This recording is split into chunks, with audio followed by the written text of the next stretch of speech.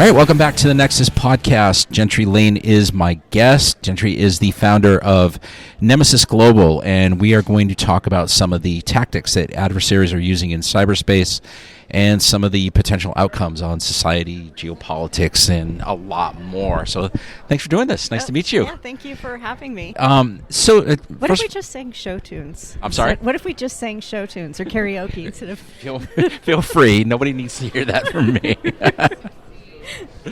Tell everybody a little bit about your company, kind of your day-to-day. What do you guys do? Nemesis Global, you've never heard of us. We like it that way. We're one of those kind of companies. I work with militaries in Europe. Let's just end it with that. And, yeah. So I know you gave a talk here at RSA this week, and it's just basically like looking at some of these tactics and the outcomes, as I said. What are some of the... Go ahead. So everyone's talking about that. Yeah. But we all know, like the people who are here, this is like the wrong conference to be talking about the threat that the major threat actors are, or their techniques. The same techniques, same TTP they've been using for the last 10 years. We have the same damn response. It doesn't work. Right. So our talk was about why they're doing it. Because the first thing I think this is a real live armed conflict we're in. I think cyber weapons are weapons. Sure. It's kind of controversial in some circles. But the first thing you do in a military conflict is you assess the current situation. And that means you have to say, okay, who's doing what and why? And there's a couple reasons why that we got into in our talk. Okay. Yeah. Let's start there. What are some of the whys? Because you said the audience is pretty familiar with. Yeah, I think so. You don't want me to explain what Fancy Bear does, do you? No. Yeah. The why is... we're in a state of geopolitical competition. So the major threat actors, Russia, China, North Korea, Iran. In my office, we call them the crinks. They have a vested interest in hurting America because they want to be the global hegemon, which is, normal, right. I guess. Well, no one had really tried to knock us off our pedestal in the last 80 years. But, Russia and China have long histories where they were the global leader. China, for sure, a global leader. The hegemon's the one who sets the currency, sets the,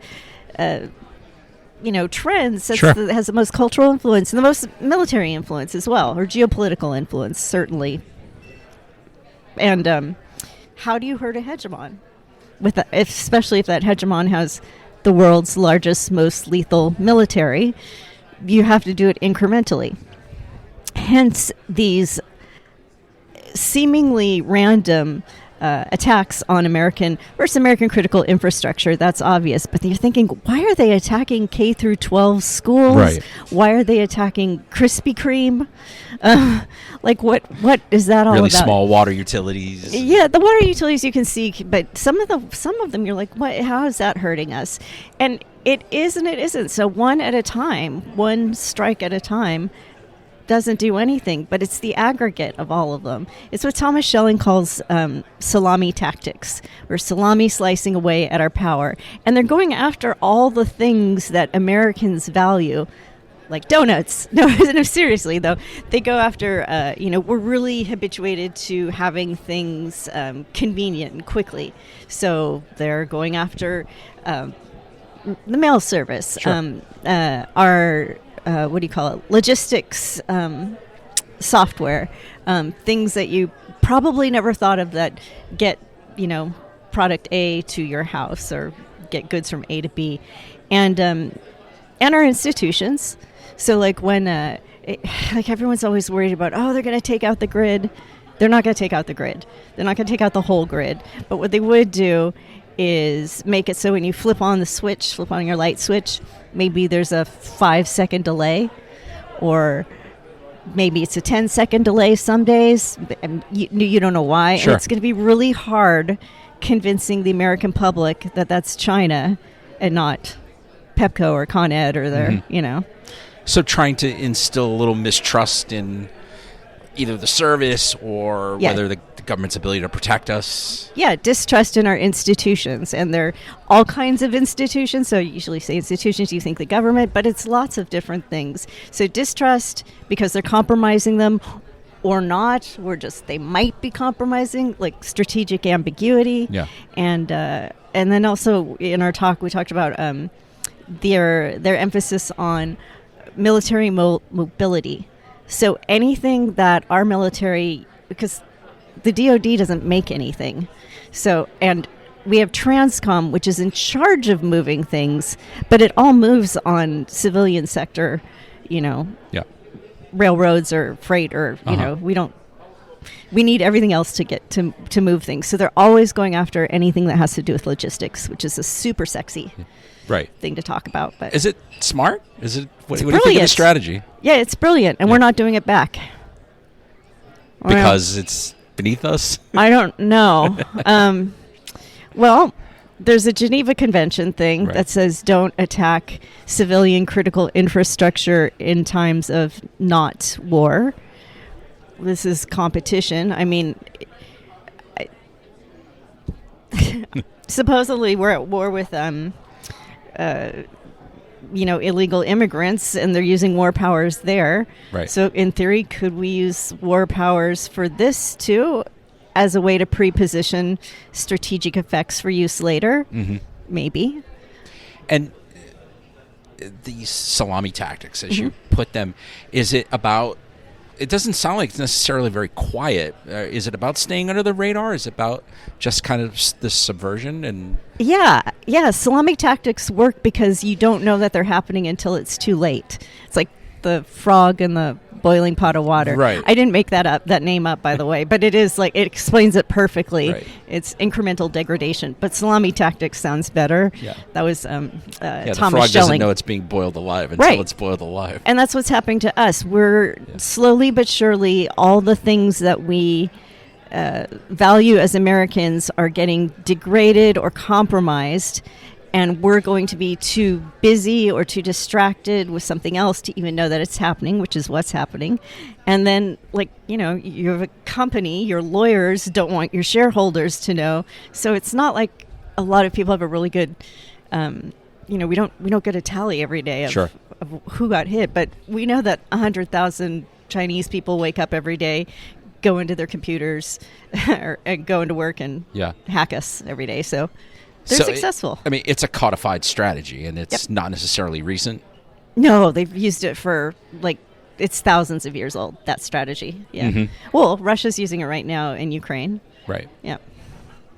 And is cyberspace better suited for this kind of long game? Is it more of a level battlefield, so to speak? Yeah, it's perfect. Yeah. Except, that's one of the reasons I started my company. It's perfect because we don't have traditional visibility. So anything you can do under the cloak of invisibility is good. Mm-hmm. And also it takes us quite a long time to attribute.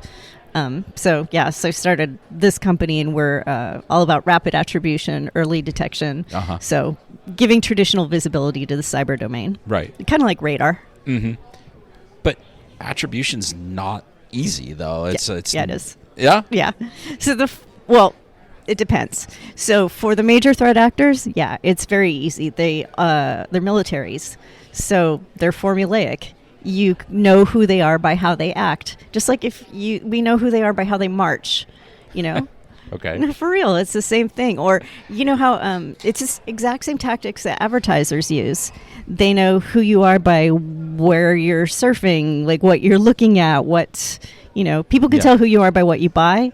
They can tell who you are by what you break into also. So the discussions we hear about false flags, about one group using another group's tactics, is that just a smokescreen, or? Yeah, and so that needs a little extra step of investigation. But also, they're not, Iran does not hide what they're doing. They're getting more and more bold because... what can we do anyway? You almost don't need to hide yourself. Just, we do that. We have this capability. Because we know that we've been hit more than a million, millions of times every day, every hour. And our government our Defense Department isn't doing anything about it. So they have tacit permission to continue. And it really sucks because I'm allowed to say sucks, right? Okay. You are. Yeah, it's totally effed up. But it is because they're attacking DoD networks, of course. But they're going after the civilian sector and the goods and service providers that we rely on every day. And how can like a food manufacturer, producer, in the middle of the country hold their own against a nation state militarized cyber command? They can't. So they're like out on the front line with no leader, no strategy, no battle intelligence, no way of coordinating with each other. This is like, we're doomed. This is a recipe for disaster. And to top it off, Trump just fired everybody. Yeah. So who needs to listen? Because you've got a message. There's 40,000 people here doing this every day. Yeah. People know. Yeah. Where's the disconnect? They all need to listen to me. No. Dumb question. Yeah, no. Well, there's a lot that needs to be done. So, lots of people are coming at it from different ways. I have a military strategy background. So for me, I just look at this as, what if this was an air campaign, or what if this was a land war? What would I do? I would establish a condition of deterrence. And how much of this is happening because there aren't necessarily spelled out rules of engagement for cyberspace, or red lines, or... red lines, they don't... red lines are just red lines. It has to be red lines and pain, or red lines and consequences. So I think this is a live hot war, so we're not going to be able to diplomacy our way out of it or policy our way out of it. I think it's going to take a kinetic something. Yeah. And also, you don't have to, Schelling calls it keeping the same currency. Cyber doesn't have to be met with cyber. We can say to the bad guys, look, we know it's you, we're catching you, we're stopping you, we know what you're doing. You do it one more time and we're going to bomb you. Mm-hmm. That's how you do it. So there has to be a threshold established somewhere. Or at least communicated. A threshold communicated, and an ability to early attribution or early detection, rapid attribution. Right. Find them early. And the key is how do we deny the adversary mission success at scale, or how do we get them to think, oh, this just isn't worth it? Mm-hmm. Because there's nothing stopping them from, flying in drones, or our northern border is completely open. Yeah. There's no net in the sea that would keep a submarine away. There's nothing stopping them from invading via the other warfighting domains. So it's nothing stopping them in the cyber domain either, except the other warfighting domains. We would know who they are. We could provide attribution immediately. They know that they'd be incurring the wrath of the world's largest, most lethal militaries. Mm-hmm. So they would think twice. And that's deterrence by denial. Sure. Yeah. We need to make the juice not worth the squeeze for them. So why isn't this industry more candid about attribution, for example, the way you are? I mean, well, because... no one wants to go out and say, I know who did it. I know. Lawyers. Also, the... whatever. I'm going to make some enemies right now. The cybersecurity industry isn't aligned with national security all the time. Just like, and nor should it be, but just like home burglar systems don't need to be aligned with national security either, but we need them. Mm-hmm. But we keep thinking of these cybersecurity companies, which are beholden to their investors first, as they should be. I'm a good capitalist myself. And it's their job isn't to save the country. It's the DoD's job to save the country. And it's their responsibility. If, someone started, intercontinental ballistics come our way, we don't expect Lockheed Martin, even though they have the technology to stop it, we expect the DoD to stop it. And it's the same thing. I mean, we shouldn't expect our banks to protect themselves from nation-state actors. And that approach of being reactive all the time, that's kind of like that reactive versus proactive in cybersecurity. Triage is not a strategy. Yeah. Could you imagine in any other warfighting domain. Triage is our strategy. I just wrote a little blurb about it too, like how triage came about. Yeah. It's a Napoleonic war or not a tactic. It's the I love Napoleonic battles, because it was a time when warfighting changed to the way it still is today, and different use of the cavalry. But anyway, I digress. It used to be just so they could get soldiers back on the field faster. Like, that's why triage was developed, to keep your troop numbers up. And before, they used to, when people were hurt on the battlefield, it was the higher ranks that got helped first, and now it was just the worst. Now it's the person who's the most seriously wounded gets help first. But that's not our goal in cyberspace. Our goal in cyberspace is not to, get our company back up there to get hit again. Right. And so we're in this loop of I think it's called insanity, doing the same thing over and over and expecting different results. I see what you're saying. And the loop analogy, just, it's kind of like our day to day. And I think that, I don't know why we're still kind of in this loop. Because it's a good business. Yeah. Because you make a lot of money. Yeah. And I'm not saying that the cybersecurity industry is not useful. They are, absolutely. But you're not going after the root problem. You're the Band-Aids, and they're inflicting shark wounds. And Band-Aids don't work on shark wounds, especially when the shark comes and bites you every day. But you are protecting companies, and you are helping them be more resilient. So it's needed. But there's a bigger strategy that's needed. And I don't think, there certainly isn't.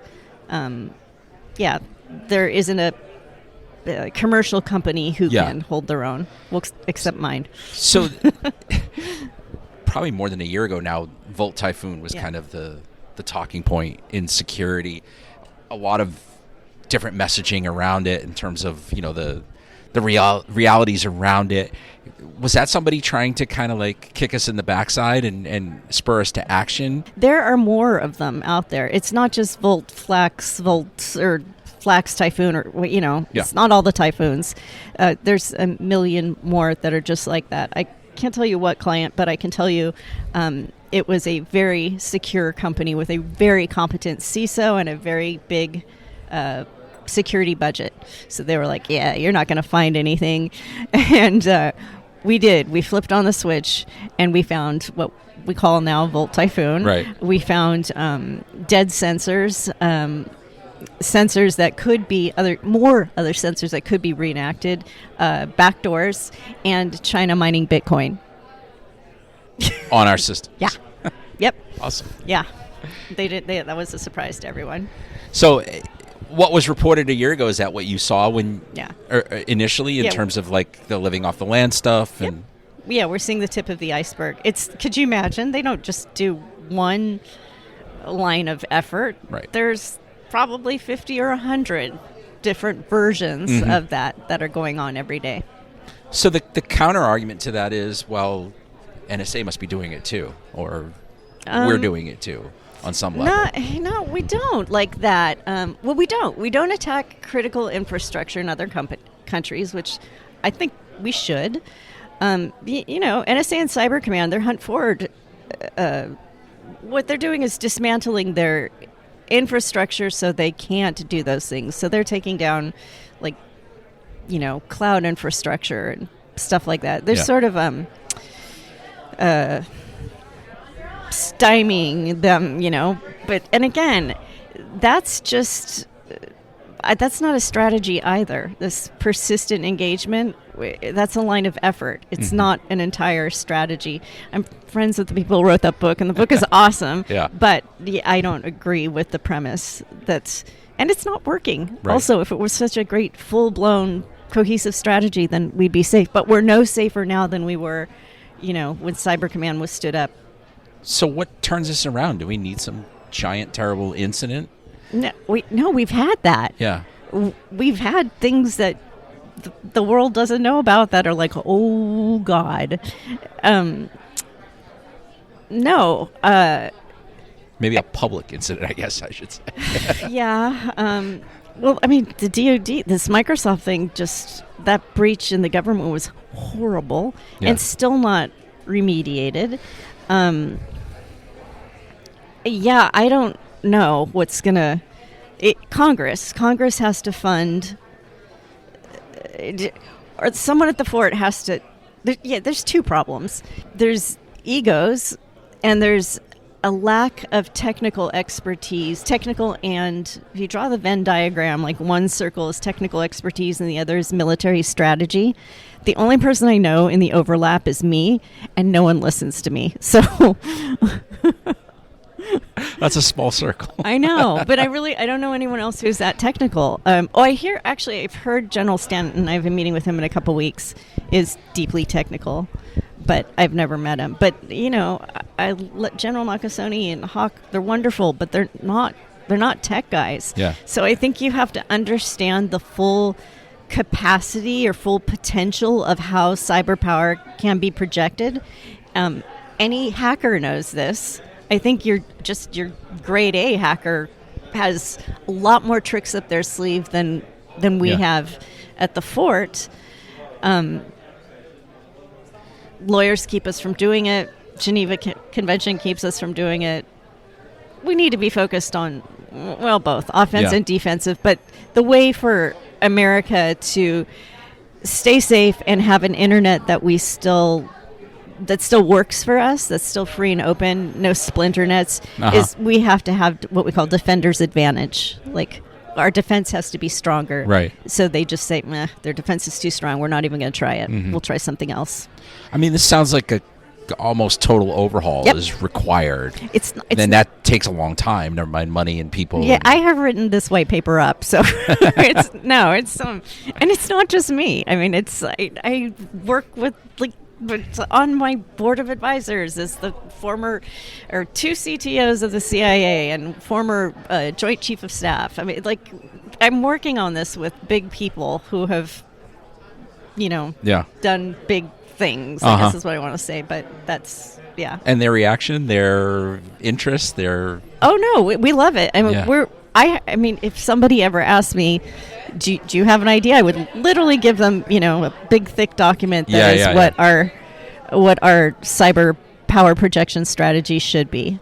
But no one's going to ask me. Right. I was going to ask you about some of the different groups like Sandworm, but it sounds like you're kind of like they're basically the same with a different kind of flavor on top, just in terms of like strategy and tactics and so forth. Yeah, well, they have strategies. Yeah. So, and you can see it in where... It's that simple. Like, we're missing a strategy. Yeah, we don't have one. We're shooting from the hip. And we're not even shooting from the hip. We're like blocking from the hip. And the block doesn't even stop them. Yeah. Yeah. It's not encouraging. No, I know. I cry myself to sleep like almost every night. And I mean, because like, especially around like Volt Typhoon, for example, the messaging was like, this is a new kind of aggression.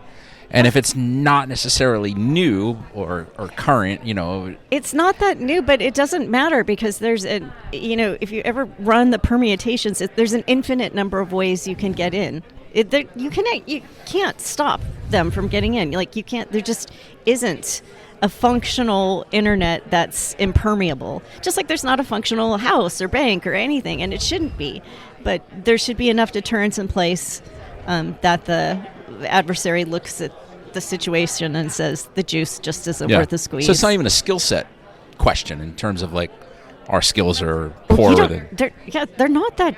Everyone's like, oh, they're burning 0 days. Right, No. Not. And plus there are gazillions. 0 days, like, that's not a...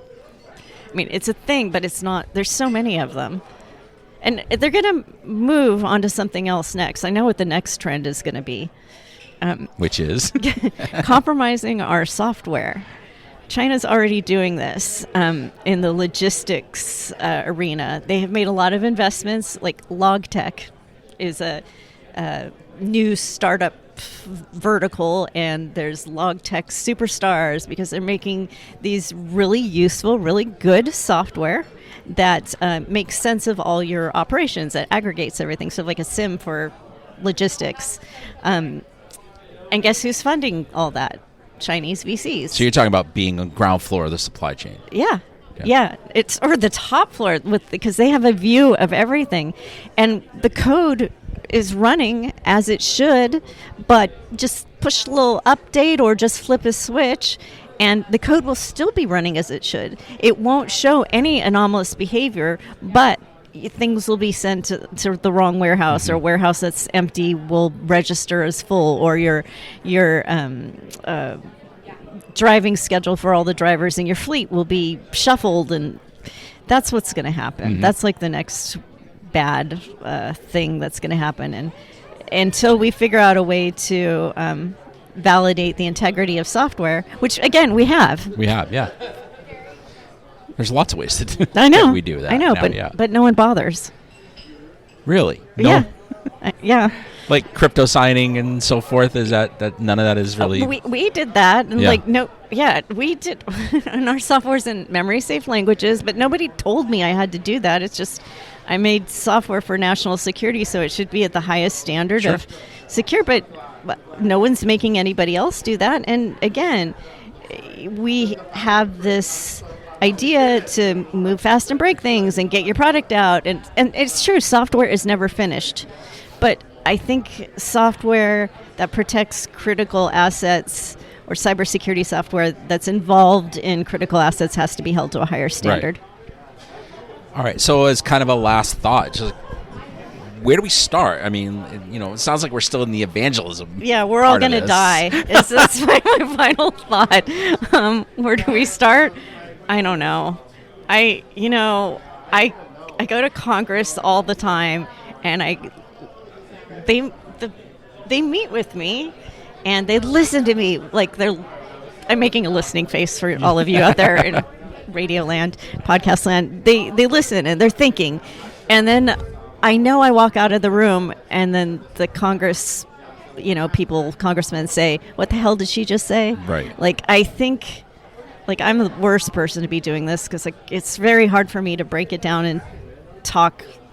Yeah. I mean, some of the congressional hearings around oh my God, cyber are really painful and so bad, embarrassing. It's totally embarrassing. Yeah, and so then I think I'll go in and help this nice old man, and they don't want that. Again, ego. They don't want some, middle-aged I think lady. a lot of people in cyber assume like that congressional staff is versed in. They usually are, actually. Yeah. So if they have a cyber person on staff, I've never met a cyber person on staff that isn't super smart. Yeah. And totally gets it. But do they get listened to? Nope. All right. That's a good place to leave it, I guess, or a bad place to leave it. Thank you so much for coming on. It was a fun conversation. Yeah. Thanks for having me. All right. Now you're going to cry yourself to sleep at night like I do. No. I don't know what you do, so. I do. All right, thanks.